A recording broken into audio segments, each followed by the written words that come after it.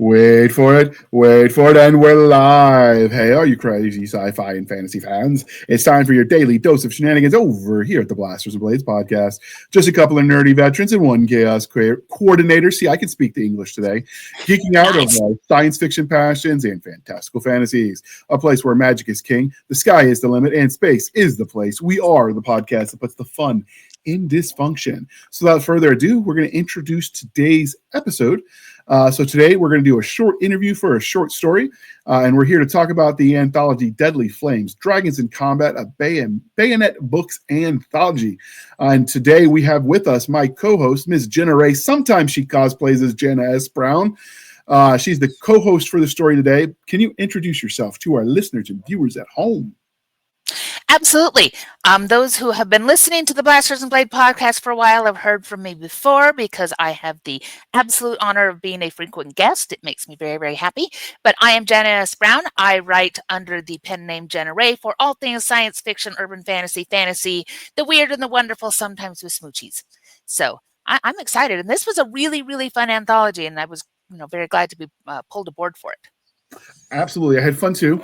And when it comes to smoochies, this one actually, our story had smoochies if you count lead to the face as a smoochie.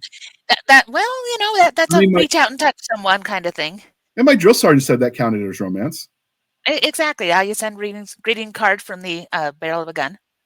Absolutely. So my platoon sergeant, before I deployed to Iraq, actually said, because they told us our mission was winning hearts and minds, that if you grab them by the balls, the rest will follow. That's sort of my love language. There's a lot of truth to that. All right. So this is the Blasters and Blades podcast. So we do have to have the religion question. So, indeed, which church do you attend? Aragon, Reign of Fire, or Damsel? Oh, that's hard because Damsel was really good. Oh, I really like that movie too. I liked all of them. But. Yeah, it worked out really, really well, and it was so nicely put together. So that would probably be my favorite of the three, though I really did dig Reign of Fire. I know a lot of people who don't like it, but the military, given our story, really connects into the same kind of thing. And, buff men, big battle axes, hard choice, but so I'm going to go between Damsel and Reign of Fire. We're kind of, they're equal. Yeah, I'm going with D, all of the above on this one as well. All right. Exactly. And because we are polytheistic, The Last Dragon Slayer, Dragonheart, or Dragons in Combat, or Dragons of Camelot, excuse me. Dragonheart, because Sean Connery voices the dragon, and Sean Connery's my man. Yeah, I dig his accent, and I liked Dragonheart for the same reason. I mean, The Last Dragon Slayer was good. Dragons in Camelot was okay. I mean, it was a B movie in my opinion, and I don't hate on B movies. I love a lot of them, but I mean, it doesn't compare to Dragonheart. No. In comparison, it suffers, even though by itself it was not terrible. Absolutely. All right, and so the last of these three, Knights of the Damned, Wyvern, or Dragons of Fury, or Dragon Fury. Excuse me, the proper title. You found three that I have not seen, so I'm going to have to say. D, none of those, but now I have movies to put on my list of things to watch. I liked Knights of the Damned as far as it goes. I like the other two. Okay. Definitely worth your time. I mean, they're, like I said, they're not like going to be blockbuster hits, but they weren't horrible either. They're kind of in the realm of, made for TV. Exactly. Quality. The kind of thing you watch on a lazy Saturday afternoon when you can't pull yourself to do anything else. For me, I crochet all the time, and so if I'm finishing up a project, those are the perfect kinds of movies to kick on, and I only have to pay part attention to them and work out a bunch of stuff. So they're crafter movies. I could see it. Yeah. All right. In case you missed the theme, all of these movies were about dragons, because today we're here to talk about Deadly Flames, Dragons in Combat. And I'm going to read you the blurb because that is the easiest way to do this. So, movie trailer voice, prepare for fierce battles as you step into a world where dragons clash with courage and ferocity. In these 17 gripping tales, heroes rise and fall, facing fire-breathing foes in epic confrontations. Each story unravels a unique conflict. From desperate towns defending their homes to warriors seeking vengeance. Meet the brave and the foolhardily, each with their own motives. Discover the price of power and the cost of betrayal. Will they conquer the flames or will they be consumed? Dun, dun, dun. Join the fight. The dragons await and the stakes are deadly. So first off, I will say to all you audiobook narrators out there, clearly job security for another day because I ain't your competition. I don't know. It was a really good movie trailer voice, as such things go. Yeah, I'm not up there on Katie Cross territory where I can narrate my own books anytime soon. No, Katie's the baseballs. Yeah, it sucks that she's good at everything. I kind of hate her for that, even though I like her. All right. She's so nice. That makes it worse. I know, it's like when the sweet old grandma says, "Bless your heart." No, I'm not from the South, and even I know what that means. Right. All right, Jenna. So because I talk a lot, I'm going to let you answer this one. But what was our story called? It was called On a Wing and a Prayer. And that was after, oh gosh, we went through probably at least half a dozen, if not a dozen titles back and forth trying to figure out something that was going to go with the theme and yet was going to be unique. And titling is one of those things that's both fun and kind of a gigantic pain. So I like where we ended up at. I do too. Originally, it was Guns Up because the main character was in charge of a weapons squad because guns are cool. And if you're fighting a dragon, I'd kind of like a machine gun. Yeah. But then I realized I would have to do too much research to find out what a modern weapons squad looks like because I was never in one. I was a saw gunner, but I was a saw gunner in the standard rifle platoon squad. So I'm like, well, do I really want to spend that much time doing research for a short story? You know what? Let's make them a regular squad. And in that case, Guns Up didn't work. And then we went through like dozens of it was you, me, my mom, my sister, your husband, and I think maybe even you involved your daughter in this one because we went back and forth. And finally, we had a list of like 12, and we're like, you know what, editor, just pick one you like. We're good. We did. Well, we did. We tossed over that responsibility, but we had researched really well first and had like our, the very top ones. And then she did a great job with choosing, one that worked. And I think the other nice thing was that because she was aware of the other stories in the anthology, more aware than I was at that point, then she could help us find something that slotted in nicely into the TOC. So the soldier in me knows we call that passing the buck because you want to avoid the problem. But officially, we would call that delegating authority. Teamwork makes the dream work. There we go. Right. All right. So obviously, we wanted a quick episode. I talk fast anyway, not hard to do. I would not be surprised if half of our audience listens to this at like 0.5 speed. And I don't blame you. As a kid, they did used to tell me I could give the Micro Machine voice guy a run for his money. Oh, nice. I'm showing my age here because most people are like, I don't know what you're talking about, JR. We totally should do an episode on Micro Machines now. I love the Micro Machines. Oh, yeah, I had all of them. I used to collect the Matchbox cars. But anyway, all right. Yeah. And so what would be a synopsis of the story? Well, I'm going to read the very official synopsis, the one that we like workshopped and everything, because that's a good place to start. So, what was supposed to be a routine training mission for 3rd Platoon's 4th Squad turned into nightmares. Instead of a quick jump and a smooth return, they land in a bizarre world filled with monsters that defy imagination. Each soldier must confront their deepest fears while navigating this perilous terrain. They quickly realize that survival isn't just about strength, it's about teamwork and courage. Can they find a way back home before it's too late, or will they become just another, there we go, it didn't copyright, or will they become just another victim in this strange new reality? It's a fight for survival on every front. So there's the official one. JR, what does that mean though? So give us the not so official summary of why we did this. So first off, I wrote this, because, we're going to cover the inspiration. I wrote this because Boss Lady said, hey, we're hosting a dragon anthology with Bayonet Books. I had submissions for a different anthology that fit that theme, and we couldn't use them, but they're too good not to publish. So I was like, okay, let me think of a story. And I was like, well, dragons are fun. I want to use modern equipment. So I started with the idea of a Virginia National Guard airborne unit on a training mission where things go horribly wrong. And then I was like, well, you make more money at books than you do shorts content. So if I'm going to do short content, because I like writing it and I love short stories, to make it make sense, what if we put it in existing universes I already own? Because then we can use them later as extra content in omnibus editions, bonus content for our readers. There's a lot of ways you could reuse these stories from a marketing perspective. So it's like, well, what universe fits? And you and I were working on our reboot universe. I'm like, okay, let's use that one. And so they ended up dropping an airborne drop, but instead of landing on Earth, sort of they got, what is it, Philadelphia experiment, they land somewhere else. Yes, And that somewhere was else. the impetus for it. And so now we're going to talk a little bit, I think, next about the main character. So this main character is Staff Sergeant Ian Short, named after a friend of mine and fellow veteran. He's one of my like hardcore readers. He is the main character in the story is just your average infantryman who rises to the occasion when life pushes hard limits. And so the Ian that I know was a grunt who made it to staff sergeant, and then he decided instead of poking holes, he wanted to patch them. So then he transitioned from squad leader of grunts to medic, did dust off, which is just like the evacuation helicopter guys that come in. He did that for a while, made it up to first sergeant, and he said, I like infantry a lot. So the real person ended up becoming an infantry officer and going back to his roots. So now he's actually an officer. He's not a sergeant anymore.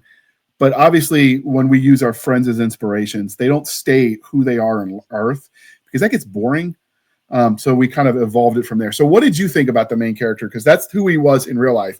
But in the story, he's just, that's the name. But he's more than that, than the real person, because obviously we didn't make him an officer. Oh, there's that. No, I really liked working with him because we got that really good balance. And you started this with kicking it off where he was competent and all those kinds of good things that we like, but he really, really cared about his squad. He cared about the people that he was leading. He was smart about what he was going to do. When bad things happened, he really felt it.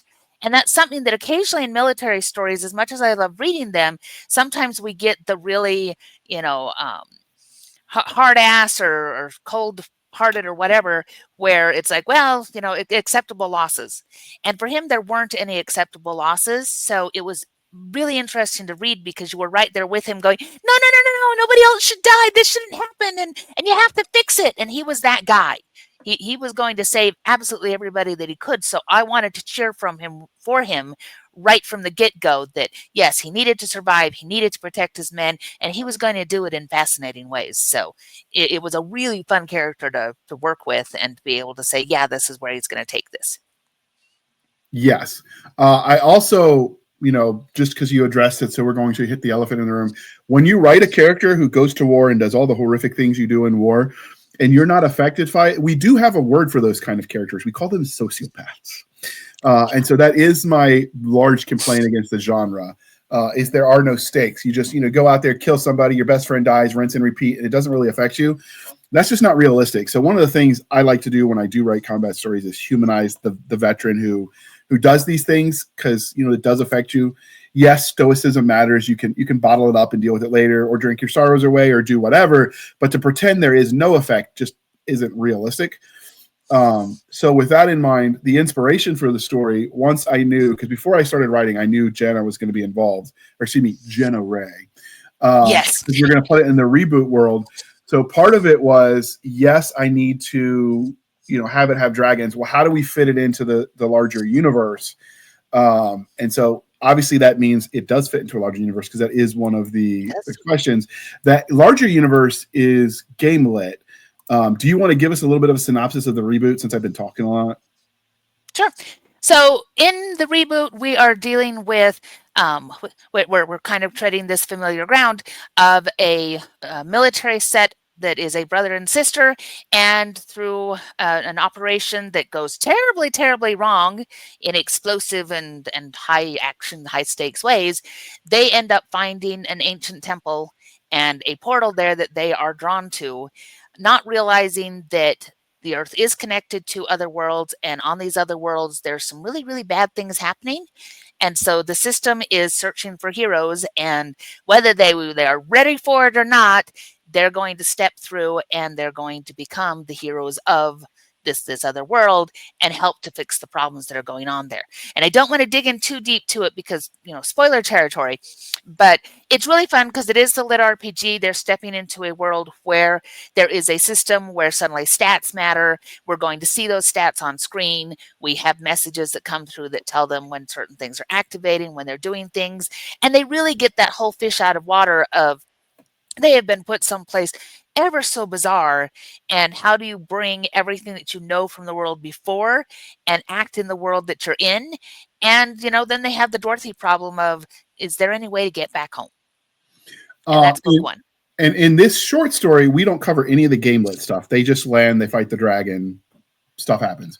But we have both talked about, because I've never written a short story that I couldn't turn into a series because my mind just works that way. And I get because of that, I get lots of readers like, I really like this short story. Why did you leave me hanging? I want more of that people, which is a good problem to have. And so the thinking was at some point in time, if we come back to it, obviously they're in a gamelet world that would be addressed, but in the short story, we don't. But what they do in this short story, the world that the lands happen is called Crune, and I am butchering the pronunciation. It is a Gaelic word, Cruinne. Our future narrator is going to hate us for all these Gaelic words because it is a very much Gaelic-inspired fantasy world. So the Scots, the Irish, and some of the Gaelic that were near the Gauls in present-day Germany, France, because they were all interconnected culturally. And so what happens with Ian Short's fire team will echo through in the future. At some point in time, we might come to their story because obviously later on, their actions kind of create community in the region they land. I do think at some point in time, it would be fun to come back to and then kind of write the story of Ian as a quick trilogy. And it will tie in later, but that's a future Jena problem. Yeah, we have to get through this problem first, but we're real on track to be able to say that would be, a really fun little prequel trilogy? No. Prequel trilogy. Spoonerism, strike that, reverse it. Thank you. Because we do have the area. We've got our maps. And yes, for those who love maps and this, that, and the other, eventually we have got cool ideas for maps and field guides and all sorts of neat things that are going to tie back into this series. So I love that kind of thing. I've never met a fantasy book that I didn't think wouldn't be better if it didn't have a map in it. But we do have an area on our map kind of sketched out as this is where that story happened. So when we get over in that direction, we can kind of flesh out, what's happened from there. Is there still progeny around? What's going on? So I do love having this connection between a short story and a prequel story and what's coming next, because we're really excited about what's coming next.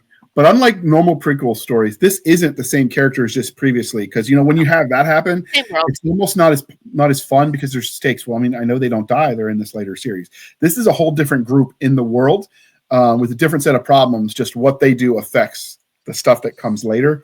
So I do think it was fun, and there's definitely room to do that. So obviously we promised quick. I think that's a good nutshell. What genre this short story fits in, because the anthology, the theme is dragons as the bad guys, not the love interest or whatever that's popular with dragons. So this literally is think St. George slaying the dragons, right? Sir George. And so this fits in as far as genre. For me, it's obviously fantasy, but more specifically, it's military fantasy. I would also call it military sci-fi because, the line between the two, like he jumps out of a modern day airplane and then lands somewhere else. So I could see it fitting into military science fiction and obviously action adventure. Were there any others? Because, you're the guru of marketing that you think this kind of, if we're telling the audience what to expect through genre, that it fits into? It's a portal fantasy because they're definitely doing that jump through a portal and ending up somewhere else. And portal fantasy, that there's isekai, which is very specific to a type of portal fantasy, but portal fantasy itself has been around for forever. That's Alice in Wonderland. There's a lot of stories about you step through a portal or through a fairy ring or something and end up somewhere else. So that really is its own category to say it's portal fantasy, because we go from what is the real world in whatever time period that happens to be into a fantastical world of the imagination. And in our case, I promise everybody that it's not going to be an Alice in Wonderland where she wakes up and it was all a dream, because that was great for Alice, but it's not going to work for us. The stakes are higher. Absolutely. And so because I think portal fantasy is the main one, obviously portal fantasy has a lot of other genres that it pairs with, but we've covered on our podcast why we like fantasy and why we like military speculative fiction. That's not normally your thing, though, is it? The military spec fic. No, but I do write a lot of police officers and other people who are involved in law enforcement and that kind of thing. I come from a family who we've been involved in military, we've been involved in law enforcement, both the lawyer side and the police officer side. I went to the short story. The last time that I was called in for jury duty, because we all have to do that sooner or later, we get in, they start talking about the case, and it's a case of the cops pulled some guy over and he decided to try to run one over with his car. And so one of the questions from the lawyers was, does anybody have pre-existing biases that would say this is a bad thing to do? And I'm like, yep, me. Because that could have been my buddy, that could have been my brother-in-law, that could have been all of these people I know that work for law enforcement. You try to run a cop over with the car, I don't care what your motivations are, you're in trouble. And they're like, okay, you're out. It's like, well, that was easy. So I do write a lot of that kind of thing. I've got military friends and I enjoy the military aspects. I don't always get all of my terminology right, but that's what you're for, right? Absolutely. And so for me, the reason I like the military speculative fiction side of things is because it sort of reminds me of who I used to be. Because there's always, when it's the old trope of, the old soldier looking at himself in the mirror and still seeing the 21, year old knuckle dragger when he's older and fatter. And so it's at some level, kind of reliving your glory days. And at another level, it's that connection to who you used to be. As life takes its toll on your body. That's why I love the speculative fic. I actually love the portal fiction specifically because a lot of those stories end up being aspirational. Like, what would you do if you're a fish out of water and you've got to sink or swim? It's the same reason we like all heroes' adventures, but I do love the aspirational nature of a lot of those stories. So what is it about portal fiction that you enjoy? Because, obviously portal fiction can happen in fantasy or sci-fi. Oh yeah, I've written several things that are portal fiction. I do like that.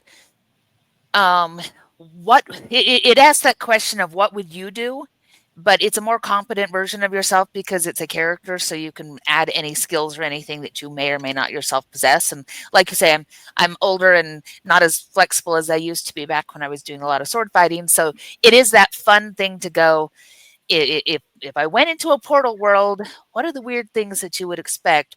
How would you respond to walking into a cabin and going, oh my goodness, dire bunny?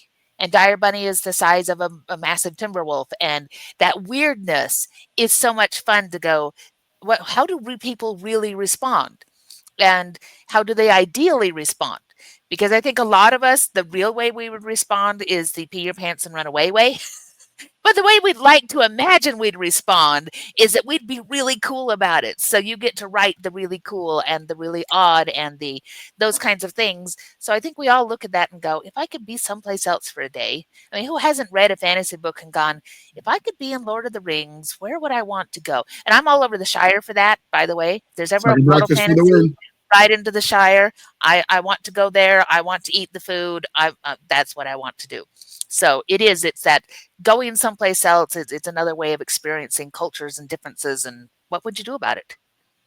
For anyone that's ever had an argument or a conversation and then hours later you're like, this is what I should have said, these are the stories for you, because you can put yourself in that situation where you say it right the first time.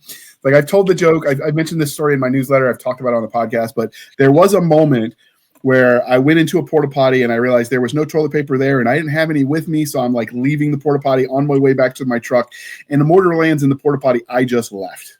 So if I had been in there, I'd be gone, or we would not be having this conversation. And at the time, all I could think was, well, that'd have been a shitty way to go. But like in reality, in the books, like they always have way more quippier, wittier one-liners. This is the story for everyone who wishes they could think of that in the moment, but never does. You know what I mean? Like, that's why I love the genre. Well, it's always the story of the people that go through that portal. They get to be heroic in some kind of way.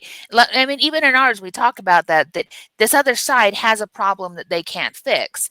And especially in Lit RPG, when it connects with portal fantasy, that's often what's going on, is that on the other side, they need something that comes from somebody here on Earth, whether it's a military, somebody, a regular schmo. We see a lot of those.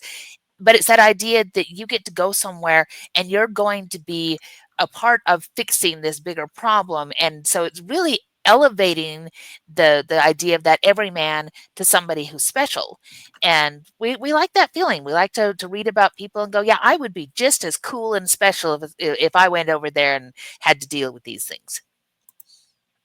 Absolutely. Absolutely. All right. Because we promised you a short interview for a short story, I plan to deliver, and I know I can be, wordy, but a one fun one for the road. If you could live in this world, the world of Kruyune, and I'm just going to let the narrator tell me how that's pronounced because, me no speaking the English. So speaking foreign languages, yeah, I'm not your guy. In fact, I changed my major at grad school from medieval history because I found that fascinating to colonial American because I didn't have to learn a foreign language. Makes sense.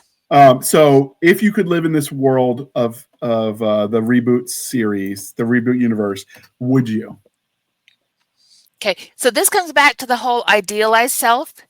If I had to do it as me currently, absolutely not. I have a bad back. I really appreciate my creature comforts and those kinds of things. I would not survive in that world despite, I've got a lot of combat knowledge, but who I am now with the body I have now, I'd be dead. Just right out of the top of the, the dragon clonk and I'm gone. Now, and I highly idealized me. That would really be fun. So I wouldn't mind making that trek, but I'd have to be able to make it, when I was younger, thinner, and could run a lot longer than I can now.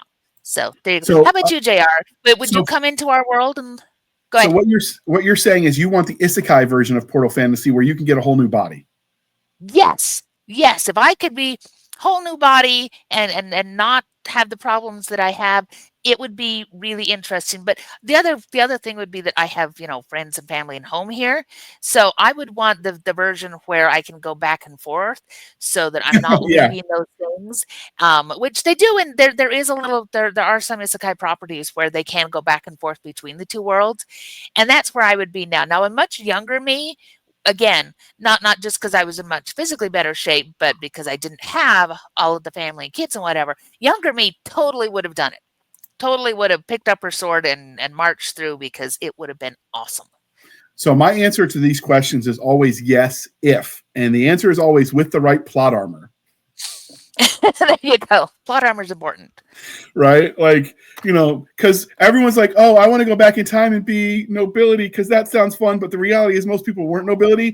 You're going to be a peasant shoveling, fecal matter, from horses into your farm. So again, if I could do it with the right plot armor, because living as a knight sounds fun. Living as a peasant, not so much. So yeah, with the right plot armor, totally would. All right. And all right, so Jena, how can listeners and viewers find you if they want to check you out? And links in the show notes. Yep, they can come on over to opalkingdompress.com. That is getting an update here in the next couple of days, including some anthology calls, because there's a couple of things that I'm really dying to do this year. So that's going to be updated. That's where you can find my pen names. That's where you can find my books. If you don't want to go over there, I am all over social media and Amazon under Jena Rey or under Jana S. Brown. Following on Amazon is always a great way to get updates from Amazon as to when new books come out. So not only for me, but all of your favorite authors, if you click that little follow that's under their author name, that's going to have Amazon help you out by letting you know when your favorite author has released something new. Absolutely. And all those links will be in the show notes. Now, normally I just say our link tree and I list all the podcast stuff, and I'll do that in a few minutes on the outro. But for me, I do have an Amazon page as JR Handley, J.R.Handley. I have a website, jrhandley.com. I am on Facebook as Sergeant SGT JR Handley because JR Handley was taken, and I hate my first name. We've discussed this ad nauseum. That's why I go by JR, and I have all my life. Well, since I was 5. I don't count the first 5 years. Like that was factory resetting. And so I'm on Facebook as JR Handley. If you look for me, I don't think there are any others there anymore. We do have a buy me a coffee that you can support me if you want to throw money to help cover editing costs, etc. Always greatly appreciated, not required. But buymeacoffee.com/author JR Handley. And then finally, the link tree to the podcast, which I'll mention in this outro. going forward, you can find me there as well. So if you want to follow us No, for the no, podcast, hang on. Don't you also have an anthology call out, just in case there's anybody listening who also wants to try their hand at scribbling? absolutely. If you go to my website, jrhandley.com, we have an open call for another Santa as Badass anthology. We had one in 2021, I believe, 2022. It was really popular. It started with a meme, and people were like, you really should do that as a podcast. And I kept saying, yeah. And finally I did. It was released. There's even an audio book for it by Garrett Michael Brown. Can't afford the man now. He's way too good and way too popular. I think he's the on-call lit RPG narrator for Athon Books. But we are going to be doing another open call. I have a badass cover artist making the cover now. He's a T-Rex Studios. He is phenomenal. Unfortunately, my previous cover artist who did the last art, and it is amazing, Jamie Glover, did retire. He went and got his wife pregnant, and they had a baby, and he needed to get a real job. The nerve of that man. I know the nerve of that man. So yeah, I do have an open call for another Santa's Badass operator. And because I've already commissioned the cover, no matter how many stories I get, even if it's just mine, the art is going out there. So yeah, we have that coming up. And then for the podcast, you could find us on our link tree at linktr.ee linktree/Blasters and Blades podcast, where we link to all the things, the bits, shoots, the rumbles, the YouTubes, the TikToks. Maybe if you're listening to this, we actually recorded this on Monday. You'll be hearing it on Tuesday, so it is fresh. There was supposed to close TikTok yesterday as the clock strikes. It looks like President-elect, who will be sworn in as we speak, might undo that. We're not getting into the politics of all that. That's not our bag here. We just want to get nerdy with books. But if the TikTok doesn't go away, we do have a TikTok channel there run by Stabby. You can follow us on our Twitter and our Spotify website. You can join our Facebook group or follow our Facebook page, or you can email the show at blastersandbladespodcast@gmail.com. Again, blastersandbladespodcast@gmail.com. For professional purposes only, people. Save the shenanigans for Madam Stabby Stab over there on the Instagram, the Twitter, and the email. You can support the podcast more directly at buymeacoffee.com/author J.R. Handley. Again, buymeacoffee.com/author J.R. Handley. Be sure to put in the comment section that it is for the podcast, and I promise I will keep my co-hosts duly caffeinated. They will drink that coffee brand coffee till it flows out of their nose, and then we'll film it and laugh. Painful. I know, especially if it's hot coffee. I mean, iced coffee would still suck. It's not as bad. I still remember, if you wanted to move through a crowd, don't get out of my way or ask them to be nice, because people are inherently selfish. You scream hot coffee, and people get out of your way because they don't want to get spilled. True. Nobody wants to be spilled on. Right. So, if you want some of that coffee, go to the Coffee Brand Coffee website. Link is in the show notes. Use the code podcast grunts. You get 10% off. We get a little bit of a kickback. It's a win-win, people. And with that, thank you for spending some of your precious time with us. For my absent but crazy co-host, I am J.R. Handley, and this was the Blasters and Blades podcast. We'll be back next week at the same time. We'll indulge our love of nerd culture, cheesy jokes, and all things that go boom. Thanks for coming on, Jena. I promise you a half hour. I only went over by a little bit. I'll take it as a win. It was fantastic and lots of fun. So I'm looking forward to more of these shorts, because I didn't even know all of the stories in the anthology, and I think we're going to talk to a few more. So I am going to try to get all of them, and then we're going to go from there. And then, it's obviously a marketing thing, because we can share it around to get our audiences. But mostly the stories were fun, so why not? And with that, I'm going to hit the end button, or we will talk forever. I like to.